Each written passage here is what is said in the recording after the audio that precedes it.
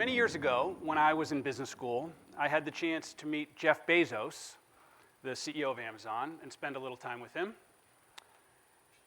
This was a long time ago, so he wasn't the richest man in the world, but it was still a pretty big deal. Over lunch, I had the chance to ask Mr. Bezos about working at Amazon, and he graciously gave me the name of a person to contact. I don't remember the name of the person that he gave me, but I still haven't forgotten the man's title, the VP of Strategic Growth. And to be clear, this was the person in charge of hiring and people at Amazon. But his title wasn't VP of Human Resources or Chief People Officer, but the VP of Strategic Growth. In giving this executive that title, Bezos did something very clear. He made it clear to the outside world, he made it clear to himself, and he made it clear to the company that Amazon's growth was going to come from its people. And that growth has been nothing short of amazing. Led by its people, Amazon became one of the most innovative companies in history. Now, as it turns out, I didn't go to work for Amazon when I graduated from business school. I became a venture capitalist. I'm not sure that I've ever recovered financially from that decision, or perhaps even emotionally. But as a VC, I did learn quite a bit about investing in people to create innovative companies. And after I left venture capital and started to build teams myself, I learned quite a bit more. I want to take a second and dispel or talk about a misconception that we have about startups and how they succeed in growing massively. That misconception is that great companies are built on great ideas. Don't get me wrong, I love the idea and the concept of lean startup, lean innovation. In fact, as was mentioned, I spoke at the Lean Startup Conference. But I believe that great companies are built by great people and not with some light bulb stroke of brilliance. We know this to be true in two ways. The first way we know it to be true is that very often the great startup isn't built around the first or even the second idea that the founder comes up with. The team, a great team, figures out that that idea isn't going to work, and they move on to a different idea. In startup land, we call this shift pivoting, and many of the biggest and most successful companies of the last decade have gone through it. Twitter, Groupon, Slack, Instagram, YouTube, all started as something totally different at first. The second way we know that this is true is that we know success in startups is driven by execution. One of the most famous angel investors of all time, Chris Sacca, said that ideas are cheap and execution is everything. And great execution comes from great teams. So if you want to build a great team, you have to build a great culture. So let's talk about what culture is and isn't. So culture isn't ping pong tables or foosball. It isn't free food. It isn't beer on Fridays. It isn't cool, funky offices. Culture is about trust, and culture is about respect. Great culture is shared values, shared behaviors, and shared attitudes. And the reason that we need to have trust is because innovation is all about failure.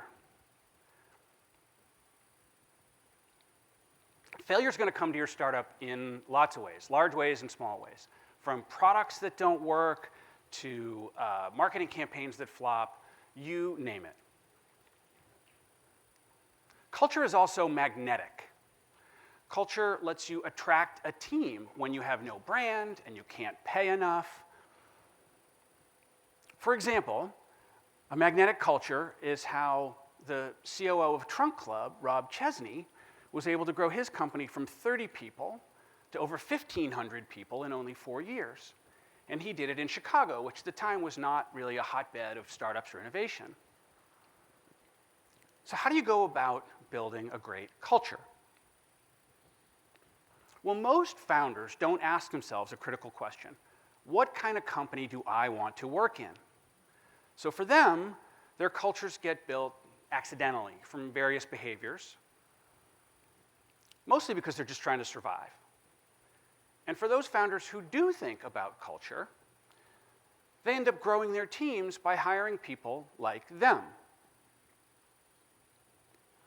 So one concept that I'd like to dispel is that building a great team means hiring people who fit that team. In researching my most recent book, I had the chance to speak with dozens of successful founders. They'd built companies that were worth hundreds of millions, if not billions of dollars. They'd scaled. They had hired hundreds or even thousands of people. And one of the things that those CEOs told me very clearly was that hiring for culture fit produces a lack of diversity. And in a startup, diversity is critical. Diversity produces better decision making and produces innovation and more successful companies. This is borne out by numerous studies. A Forbes study of successful and unsuccessful startups found that successful startups were more than twice as likely to have a woman on their management team as unsuccessful ones. So how do you go about building a culture that not only supports, but in fact drives innovation?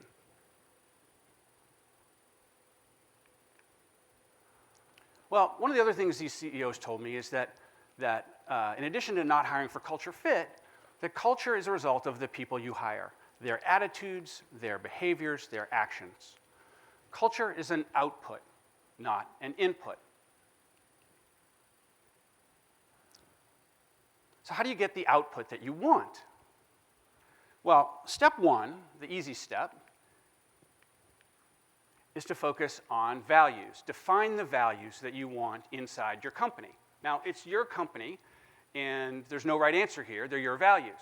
I would highlight a couple of the interesting ones on here.